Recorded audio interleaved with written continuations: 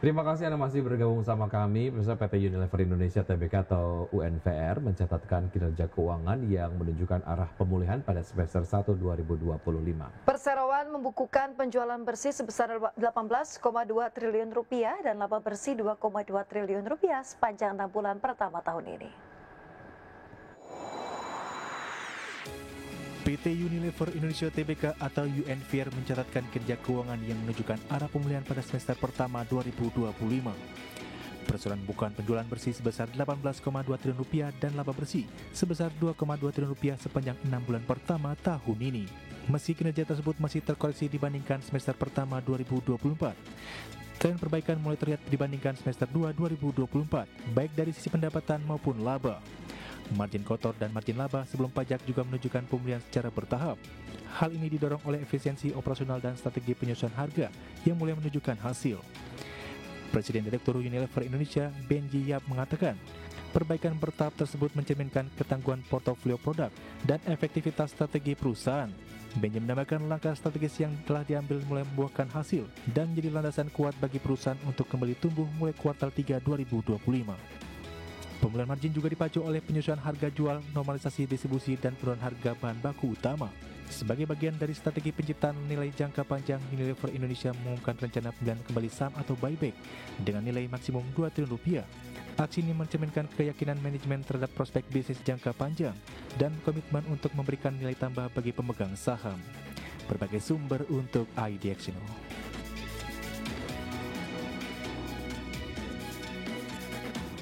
Pemirsa, PT Saratoga Investama Sedaya Tbk atau SRTG cetak kinerja kurang mengesankan setelah rugi neto atas investasi pada saham dan juga efek lainnya naik di semester 1 2025. Ya, melansir laporan keuangan, SRTG menderita kerugian neto atas investasi pada saham dan efek lainnya sebesar 1,82 triliun rupiah per semester 1 tahun ini.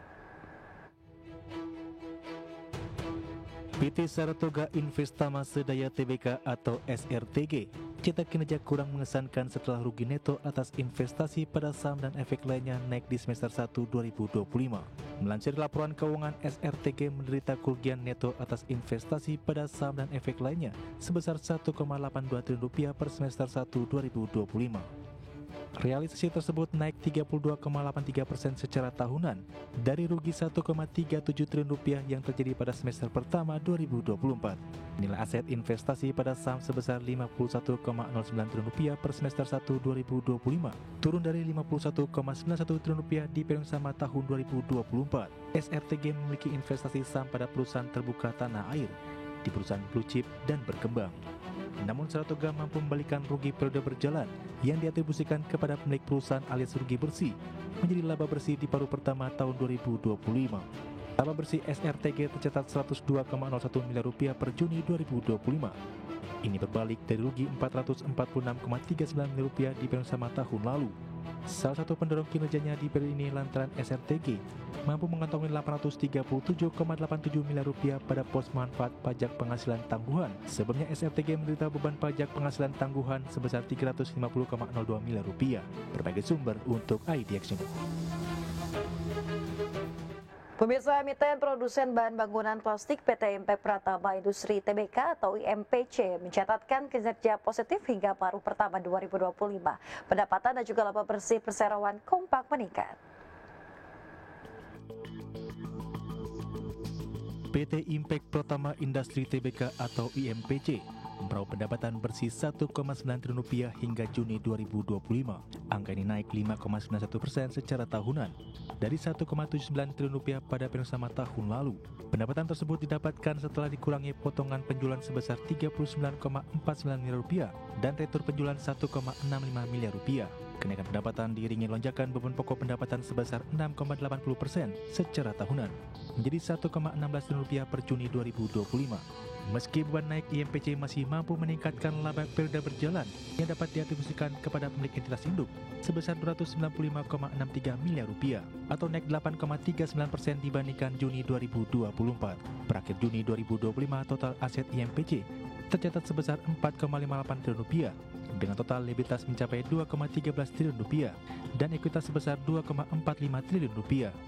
Kinerja positif ini menunjukkan fundamental bisnis yang kuat di tengah tantangan industri. Berbagai sumber untuk ID Action.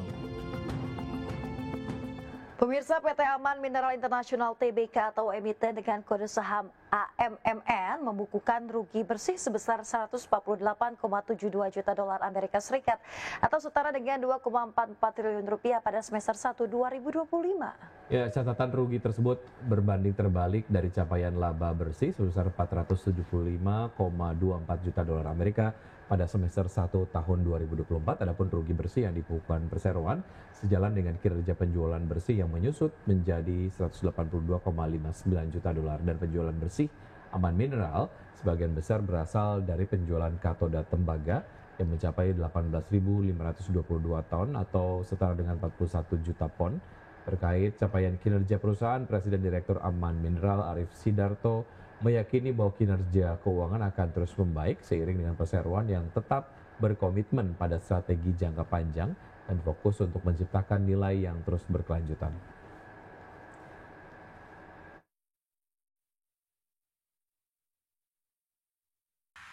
Terima kasih Anda masih bergabung sama kami. Pemirsa, indeks harga saham gabungan atau IHSG ditutup melemah dalam 0,87% ke level 7.400-an di perdagangan di hari Kamis, dan IHSG terbebani pelemahan saham perbankan Big Caps di tengah rilis kinerja semester 1 tahun 2025. Indeks harga saham gabungan atau IHSG melanjutkan koleksi di perdagangan Kamis. Mengutip data Bursa Efek Indonesia, IHSG melemah 0,87% ke level 7.484,33 pada perdagangan Kamis. Secara intraday, IHSG sempat bergerak di zona hijau dengan intraday tertinggi di level 7.556 dan sempat menyentuh level terendah di level 7.476. Sektor yang turun paling dalam adalah infrastruktur, anjlok 3%. Sektor barang baku turun 2,52%. Sektor transportasi dan logistik melemah 2,09%. Sektor keuangan koreksi 1,26%. Sektor energi terapresiasi 1,03% dan perindustrian turun 0,50%.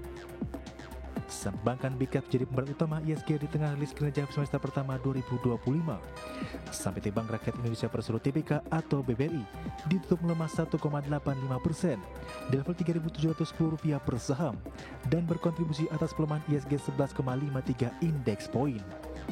Selanjutnya, saham PT Bank Mandiri Persero Tbk atau BMRI melemah 2,38% di level Rp4.510 per saham dan membanding kinerja IHSG hingga 9,63 indeks poin.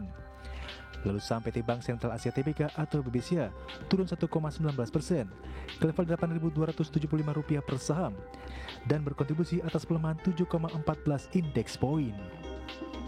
Dari Global Bank Sentral Amerika Serikat, The Fed kembali menahan suku bunganya di level 4,25 hingga 4,50%. Meskipun The Fed belum memangkas suku bunga saat ini, pelaku pasar memperkirakan bahwa Bank Sentral akan melakukan setidaknya satu pemangkasan tahun ini. Namun Ketua Fed Jerome Powell mengatakan masih merupakan masa-masa awal dari tarif Trump dan dampaknya terhadap ekonomi Amerika sehingga masih ada banyak ketidakpastian. Berbagai sumber untuk ID Action.